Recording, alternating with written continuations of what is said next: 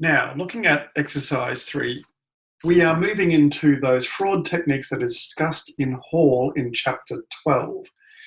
For the ACL assignment in this course, you have to go through all of those fraud detection techniques. We did go through some of them in the last tutorial. We're now going to pick up a couple more. Not all of them, but we're going to pick up a couple more just to quickly show what we're talking about here. The first exercise is check for sequential invoice numbers issued by a phony vendor. Now, the logic here is phony vendor, they're going to send you invoices and you're paying them. Maybe they won't be so smart as to put in some extra invoices. So they're just going to send you invoices 1001, 1002, 1003, 1004, 1005. Any company that's got multiple customers, there should be a break between all of those invoice numbers. So what we're going to do is take a look and see if we can find anybody who actually fits that bill.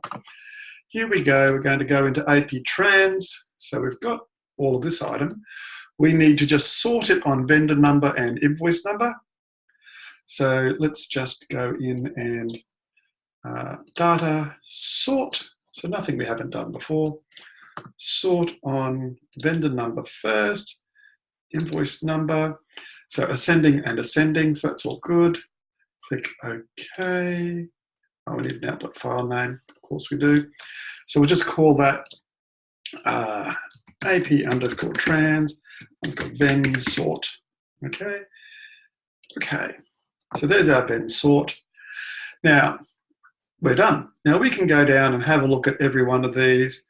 See how there's gaps between them? Absolutely not raising my suspicion. I could go through those one at a time, but I'm not gonna. So what I'm gonna do is find a quick way to identify what those sequential invoice numbers are.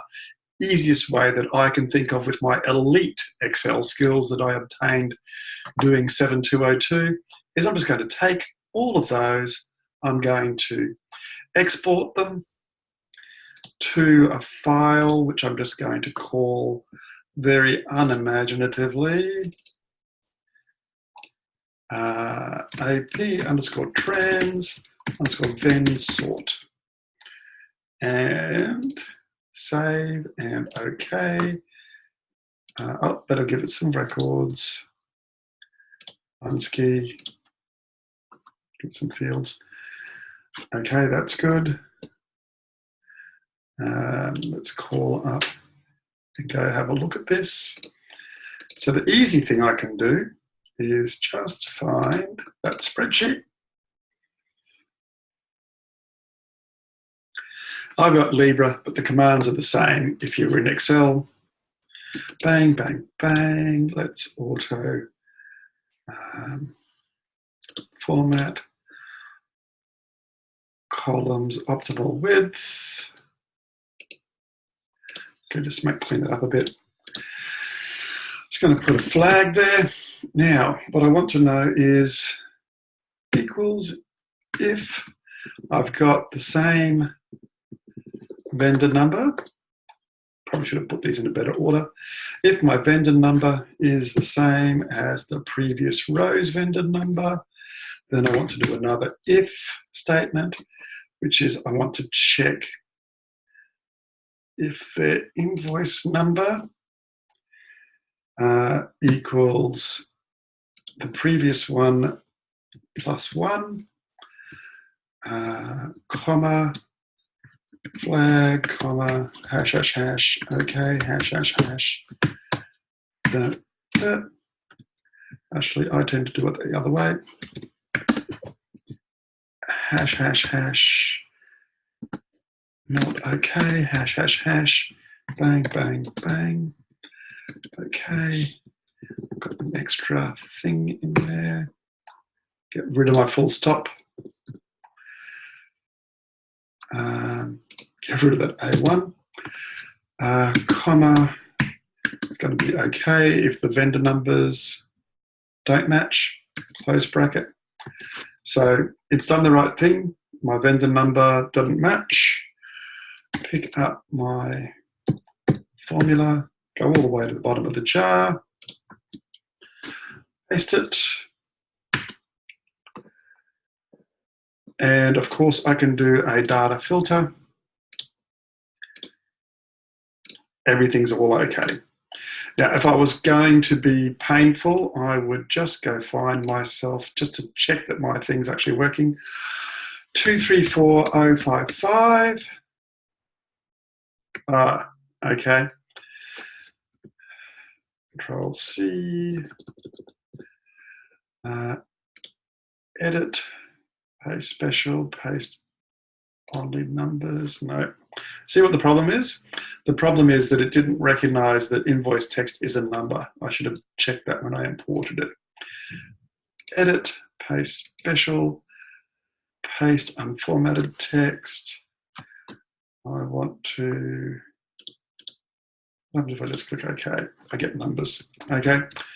Now I go all the way to the bottom of the jar. I could have fixed that in a myriad different ways. Invoice number, paste that in. There we go. Okay, now, it's only a problem because I did a mathematical test on C4, comparing it to C3, and that's why my formula didn't work. So what I've got now is not okay, okay. I could bang on that, and there we go. I found a sequence of invoice numbers that are incremental, and they're from the same vendor. Obviously, I didn't really because I mucked around and changed that data. So I can just delete that. Don't save that. That's really the quickest way that I would do it. You may have a different solution. It's probably one an ACL, but I know that way. Check for vendors with the same address as an employee using the join command. So now we're going to go, what we're doing is we're going to take, I'll get rid of that table. What we're going to do is actually span the two systems. We've got accounts payable system here, we've got payroll down here.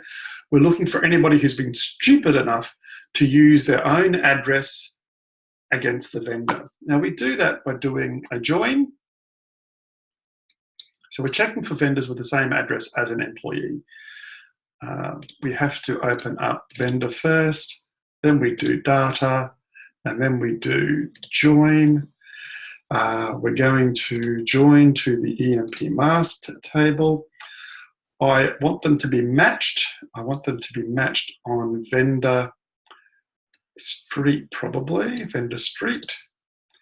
Linking that up to address, so join them there. Give me, how about you just give me all the records around that vendor and give me a EMP number, a first name, and a last name for the employee. It's going to need to go to an output table, which is going to be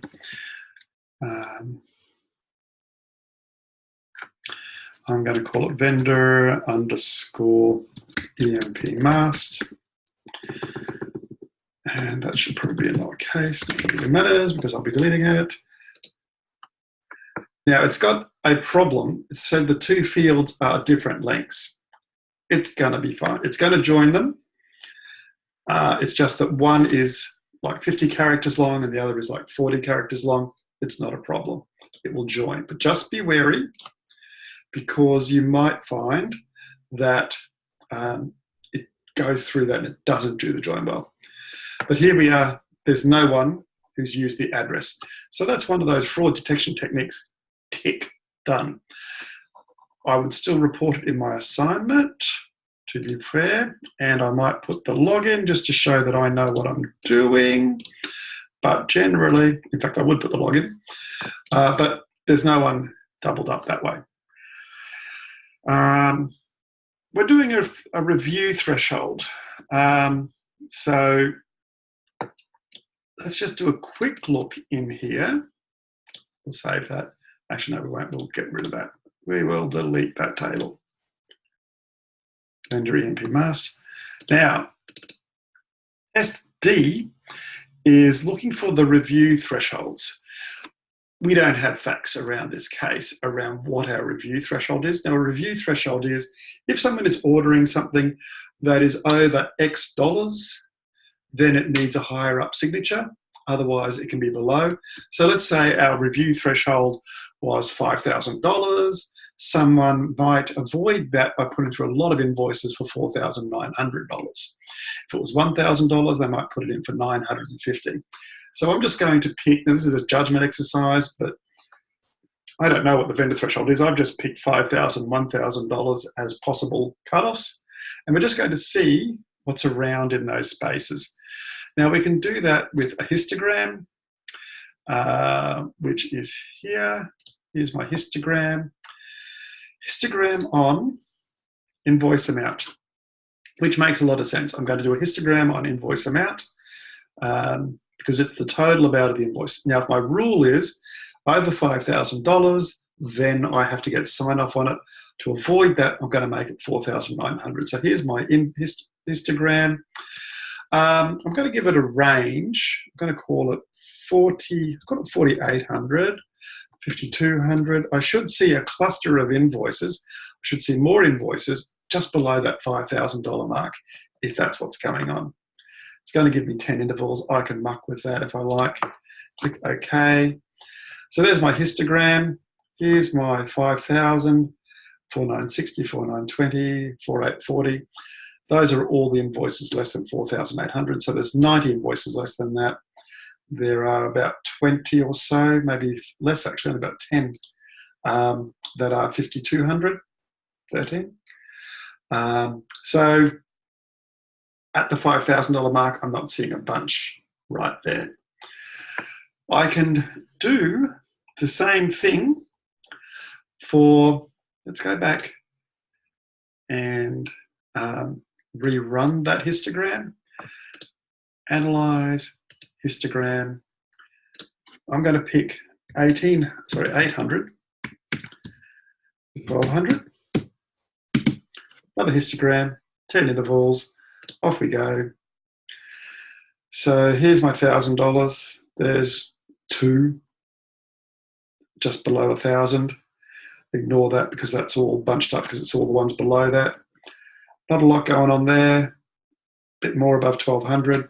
Nothing clustered around my $1,000. Again, if I know the threshold amount, I can do the test around the threshold amount. It's just to see whether someone is trying to avoid that rule. In the solution worked up, I've just used $100 either side. Depends on what you want your histogram to look like. Now, is there an easy way to try multiple different thresholds? Yes, there is. Here's my histogram. Down the bottom here, I've got text and graph. I click on text.